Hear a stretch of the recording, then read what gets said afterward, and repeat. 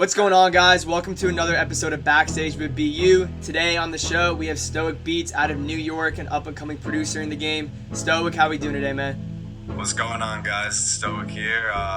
Not in New York currently. I'm actually in Tampa visiting my dad, but so I'm not in my usual setup, but happy to be on the show. Thank you, Austin, for having me. Of course, man. Is that flight that I saw on your Instagram story today?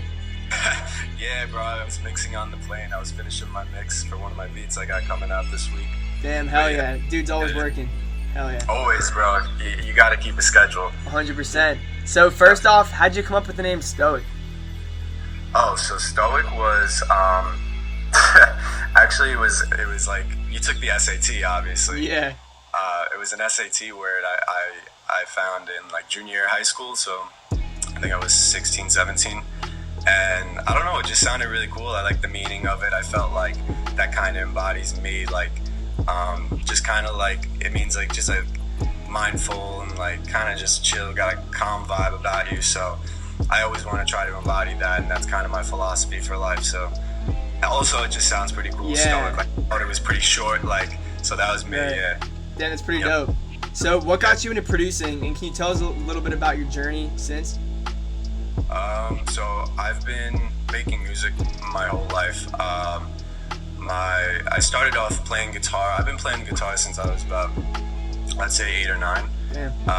And I've been in bands here and there. I've always been like, I was like really into like just making music. Like I would record stuff on my phone. I would always record like go on GarageBand and record my guitar with my bass and some drums over there. That's when I was like 10 years old, and flash forward 13 years and this is what I'm doing for my career. Like, right. I love it, you know, it's beautiful. So yeah, just my whole life been making music. And I remember what got me into producing seriously was when I was about 17. I saw this video with one of Kendrick Lamar's producers, and he was using the Machine. I don't know if you're familiar. That's like it's actually called the Machine. It's like a drum pad. Right. And is it like the Ableton pad? Exactly. Like, yeah. It's like a PC basically, but it's like they kind of tried to revamp it. Right. Native Instruments is the brand that makes it, and I saw him using that. I was like, oh wow, that looks like a lot of fun. So I just hopped in there, and I haven't turned back since. Yeah, that's sick. So can you tell us a little bit about your creative process when you're making new beats? How that goes Oh along? yeah, definitely. So I know a lot of producers, like, they need to produce through the night, like they stay up later, and it's kind of like they're nocturnal almost. But right. I'm kind of the opposite. I like to get up early, like 8:30, not too early, but you know, early for me. 8:30, 8:45. I wake up, I make some coffee, and then I just chill in my room. I listen to about 4 or 5 songs always before I start working, just to get some sort of like inspiration, draw from some sounds that they use, and then I just hop right into it. And from about, I'd say 9 to 5 most days, like Monday through Friday, I'm going with music. Damn, so you're on that grind. Yeah, and you know, that's how I have to be, or else I feel like you need those cutoff points, or else your work and your like play time, like whatever, like I could just be making music for fun, but I don't want that to blend in. If this is going to be my career, you gotta have times to cut it off, or else it just never stops. Right, exactly. And you gotta treat it almost like a 9 to 5 too, in that sense. Exactly. Yeah. So and it's also, I'm sorry. No, you can go ahead. It also sometimes, like, I won't be able to do the 9 to 1 or whatever. I'll have an appointment or something that I have to go to, and I like it because it's flexible. I could do it from 7 to 11 at night instead, and still get my 40 hours in for the week. I try to get 40 hours, but yeah, that's like my favorite thing about it, honestly. That's awesome. So if you could produce for any artist, who would it be and why? Man, that's a tough one. Yeah, it is. I would say Kendrick. He's my favorite artist. Damn. But also I would love to have the opportunity to work with Mac. But he's gone, and rest in peace. That's the God. I look up to Mac. But yeah, Kendrick or Mac, I think, would be my top 2 guys. Yeah, so you make a lot of like Kendrick, Frank Ocean, Mac, all these different type beats on your YouTube. Guys, check out his YouTube at Stoic Beats. 31,000 subscribers right now. You were at like 20K like a few months ago. I saw like it's just growing. It's crazy. Yep, I mean, for the past 3 months, I just started posting every other day, and I feel like to anybody watching this that has a YouTube channel, please get consistent. Do not post once a week or once every 2 weeks.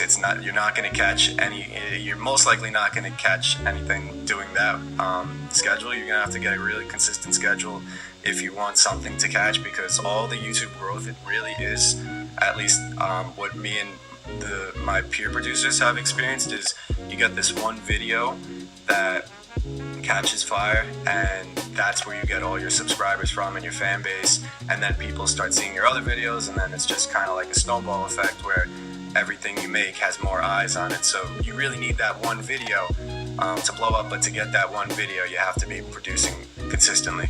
Right. So I hope that makes sense. I hope that was easy to follow. I know I was rambling a little bit. No, yeah, that definitely makes sense. Consistency is key for sure. Definitely. What's your favorite type beat to make? Like based off of what artist? I really love, recently I've been making these like kind of dance beats, like kind of like Kendrick, like These Walls, if you're familiar with that song, or Anderson .Paak, like Mac Miller, Dang. Like that's my favorite song of all time, actually. Mac Miller, Dang? So, yeah, Mac Miller, Dang. So I don't know, I just think it's perfect, and especially like you got the whole chorus, like I can't keep on losing, and like I don't know, it's kind of about like people that like Anderson .Paak has lost in his life, and then now Mac's gone, so the whole song is just so much deeper now. Yeah, for sure. So what music did you grow up listening to that's like influenced the way you produce your beats? Because I definitely see like some like jazz and stuff in there too, some like older shit like DJ Coolbert. So I get like most of like my guitar, I make a lot of beats with my guitar chords, and most of those chords come from, actually, King Cruel is a really big influence if you're familiar with him. His guitar work is some of my favorite, but then also I was really, really heavy into classic rock as a kid, like super heavy, like Led Zeppelin, Black Sabbath, Rush, The Who, all these people, Pink Floyd, like, oh my god, yeah, so that all influenced my style, and you could even see some of my beats, I'll put a guitar solo at the end, and that's coming straight from like Jimmy Page, Led Zeppelin, that's like my style. So definitely those people shaped my music style today. Yeah, that's so sick. What advice would you have for like new young producers getting into the game right now?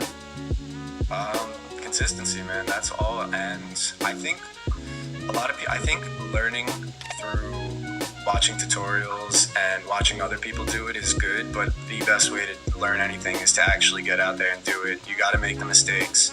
I was making horrible beats for I've been producing seriously, I would say, for about 5 or 6 years, and I was making horrible beats for about 4 of them. So you got to get out there and do it, or no one can do it for you, basically. Right, exactly.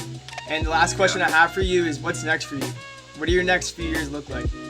Oh man, well, I'm moving to Los Angeles in about a month, so that's going to be exciting. I'm going to be trying to make connections out there pretty much every single day, and I'm really just trying to get some nice placements and move up the ladder in this producer thing. I really want to be, my end goal is to be working with the people that I love to listen to, so I think the only way that I can be able to do that is just to keep grinding and doing what I'm doing, and I think I'll have a good path to get there. Yeah, exactly, man.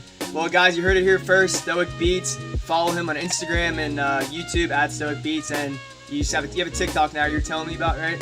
Is that at Stoic Beats too? Yeah, it's at Stoic Beats 1. Awesome, I couldn't get the regular one, I don't know why. Alright, got you. At Stoic Beats 1. Consistency is key, like he said. You guys got to make mistakes to learn from them to succeed. So even if you're making music that's not that good, you guys got to keep trying, and it's just gonna get better and better, just like Stoic said. So Stoic, want to appreciate you for coming on the show today and for your time, man, and we wish you the best of luck. Austin, thank you very much, man. I had a good time. Awesome, dude. I'll catch you later. Yep, peace out.